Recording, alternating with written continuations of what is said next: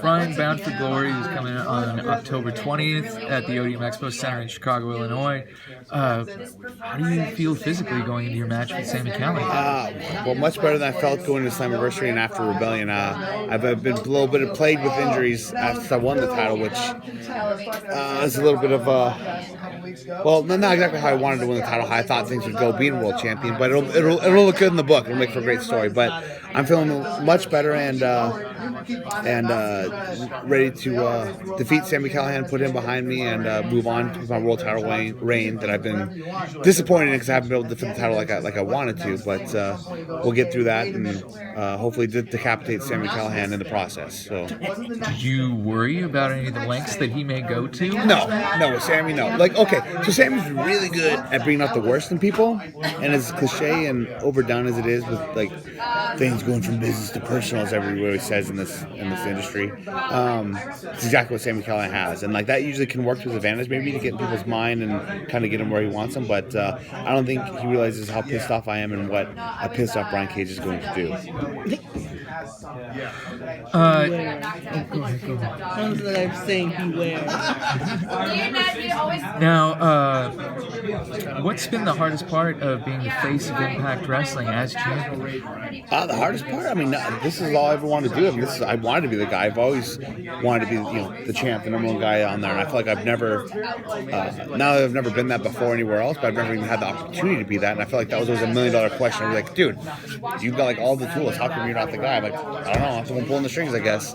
And so to finally get that moment is exactly what I wanted. I guess the only difficulty to it, which I already alluded to earlier, was the fact that it just hasn't been the way I wanted it. Just being injured the night that I won the title, or getting injured, suffering an injury the night I won the title, obviously put a big burden on the victory, and then the moment made it kind of a little bittersweet. And that the fact that I've just been dealing with that and battling back and forth that nagging, lingering injury has left me, not being able to be the champion I want to be. But that'll soon turn around for me. Now, you're also the Warrior Wrestling Champion. Impact is going to be doing an event, All Glory, the night before Bound for Glory with Warrior Wrestling.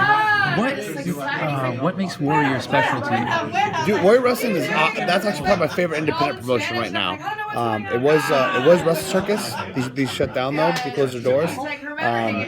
But Warrior Wrestling has been phenomenal. The guys in charge. It's actually Steve and his buddy Eric. They are a principal and a history teacher at a high school in Chicago Heights, and they're just huge wrestling fans. They used to come out to PWG all the time, and they just figured, instead of always flying out here and coming to these shows, and it's hard to get PWG tickets.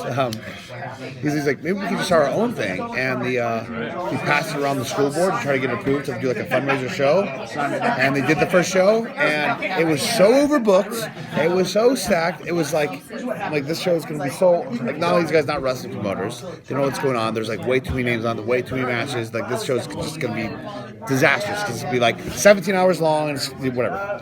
It was the most organized and efficient show I've ever been a part of. I couldn't believe it. It was, everything started on time, ended on time, like it was exact to the T. I was like, wow. And the crowd was great the whole time, they drew great, the whole school board loved it, and now it's a consistent thing. We're going into show 7 or 8 or whatever it is, so in December. So yeah, it's been phenomenal, and it's been consistently still that professionally ran every single time. So what do you think of Impact's approach to working with smaller promotions like Warrior Wrestling for these one-off shows? Well, it works out well for them too. Well, it works out well for everybody, because then it gives an added town for us to work, to do like the Twitch shows or the Impact Plus shows or like the live events, whatever you want to call them. But then at the same token, it helps us get into a market that already has an independent wrestling fan base. It uses those smaller promotions to help promote locally while we promote, nationally. And then it gives a benefit of us having more shows to work and more content to produce for Twitch and our app and everything else. Then also allows the local talent to get a chance to showcase their talent, for more people to be seen, as well as Impact Management to see them as future prospects as well. So it's kind of a nice little benefit for everything. And then also, you got to think, so if there's a local independent show, say they draw like 300 every month, then they run the Impact show and they bring in 600 people, Now there's 300 extra eyes on them, so now there's a chance that those, an extra 100 or so will start coming in to their local shows every month as well. So it's a pretty good mutual beneficial little deal they got going on. How do you feel Impact's TV product will differ from other wrestling products right now? Well, I mean, I already feel like it has been. I feel like it's been the most consistent product in the market right now as far as overall storyline and match content and quality and everything else. It just doesn't have as many eyes on it because people aren't able to watch it. But now that they go into access, people are going to get more access to it. I keep saying that. It's a little pun. And I think people will realize what they've been missing, which is a little bit of maybe not too much of a shock too, because all of our pay-per-views have done phenomenal and we've got phenomenal reviews, and those are more people have access to those. So if people are wanting to watch the TV product and they're just like unable to because they don't have the channel, they don't want to watch it on Twitch, whatever it may be. But now if they're going to a much more accessible channel, I'm hoping that everybody else will see that going forward and be able to see how good Impact is and has been. And also a testament to that is the fact too of Bound for Glory. It's just sold out, so we're in a bigger building, and I know they were a little worried about it at first, but I mean the fact that they sold it out and the tickets were selling really well before they even announced one match, that also just shows the turnaround that Impact has had. I might have a question. Who was the one wrestler you looked up to growing up? Looked up to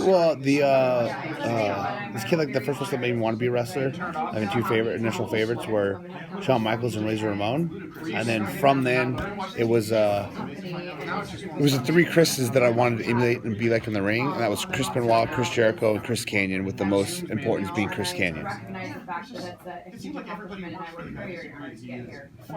No worries. Sorry.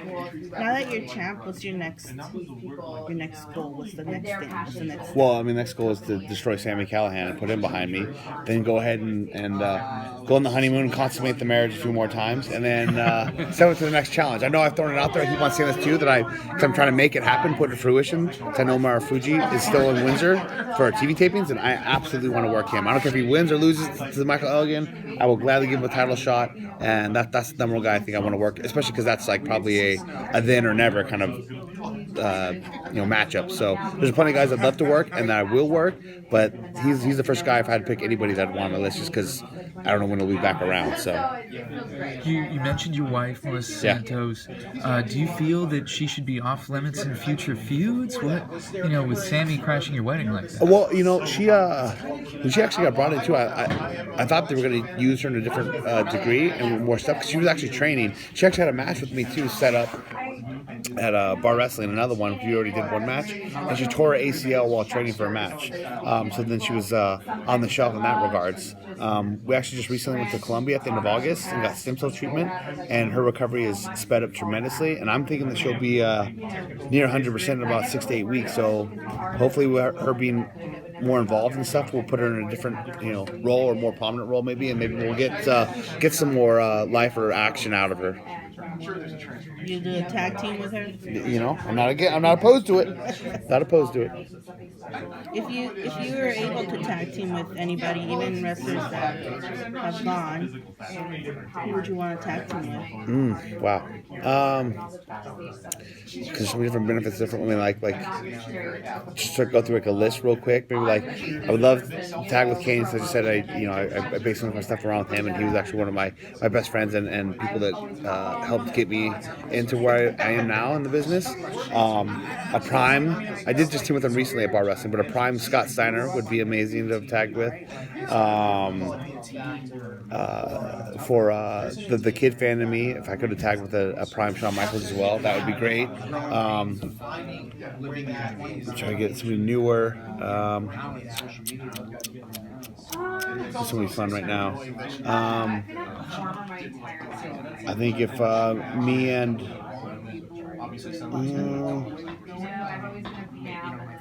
this week, no. Take too long. I keep on thinking of somebody else that's like my kind of a style guy. Like maybe like someone from WWE, like Apollo Crews, something like that. Just because we both have the similar like body styles and athleticism going on. I know we've had a couple good singles matches too, but something like that would be a kind of a unique, one of a kind tag team. With and this could be any wrestler in any platform, who would you want to wrestle now? AJ Styles. That one's easy one. That'll be interesting. Do you have a favorite PWG memory you'd like to share? Oof. With Rosita getting knocked down. There's so many good ones. I mean, like one of my favorite matches there might have been with Roderick Strong. I really enjoyed that match a lot. There's a significant moment where I worked Tommaso Ciampa at his debut at PWG in Rolla, where he powerbombed my head on the floor, and everyone thought I was dead, including me. And that whole day is gone from my memory. I only know the match 'cause I've seen it, but it's the only time I've ever seen the Rosita crowd go completely dead silent. It looked gnarly, and I mean, not that dropping my head, I was knocked out cold, but how I fell looked like I broke my neck. And then I woke up or came to, I guess so to speak, and we wrestled for like 15 minutes, and again, I completely out. Like when they say you run on instinct, that's exactly what it was. And you can tell too, like the rush match, like I still just a few things I fumble or stumble around, and like I'm just not there. So it's crazy we still did that match. There was the so we were just talking about Twitter too negatively, but there's the classic Booker T reference from his promo where he shouts out at Hogan. I had dropped in Willie Mack. That was hysterical and everybody loved it. That was like right my kind of my red hot feud with getting over the PWG crowd. My tag team match with Michael Elgin, even though we're not team anymore, those are great. That was fun. Actually, we had our debut in the tournament that's called DDT4, and we were rumored to tag together, but then it wasn't going to happen. I was going to be in a match outside of the tournament, and I literally texted the promoter. I'm like, "What? Come on, man! We were going to be the Unbreakable Life of Machines." And I said, like, just jokingly, and he responded back, "He goes, that's the coolest tag team name ever. Never mind. You guys are only in it. You guys are winning it." So that was pretty awesome. Well, I was gonna go back more to when you were a kid. Was there ever a time when you did one move, trying to replay a match that you saw as a kid, and then go completely wrong? I mean, like, there's a couple times I'm with the powerbomb or like Razor's Edge, like my younger brother or friend or something, and like it didn't go wrong, but it didn't feel good because it wasn't going to. So I get in trouble for it. But I don't know, like in second grade to like fifth grade, we got grounded from watching wrestling completely. We couldn't watch it at all. Just from the constant wrestling we'd always do in the house, rough housing. My mom finally had enough of it. I said, "That's it, no more wrestling." And then starting in fifth grade, I remember we started just kind of watching Raw on the DL. So we just shut the bedroom door and we just turn it on and watch it really low and quiet. And it worked out because Monday nights became like frozen food night. So we would just have like whatever frozen meal. So we just cooked it ourselves. We'd go and bring our pizza or whatever in the room, just watch it. And then I remember my stepdad just came in to ask something real quick. He go, "Hey, you guys are supposed to be watching this." Oh, like scrambling the TV like as if we're watching porn. Like, "Oh, turn it on. We're busted." But and Mom came and sat us down. We had a chat, and then we agreed that wrestling was okay to watch again. So, Did you ever put on tights and pretend to? As a kid, no, we didn't have any tights. But I mean, like, Still your mom's? we were like the only thing I think of there was like a Batman or something like Halloween costume. But then at the same time, I'm big into superheroes, so I'd be Batman anyways. But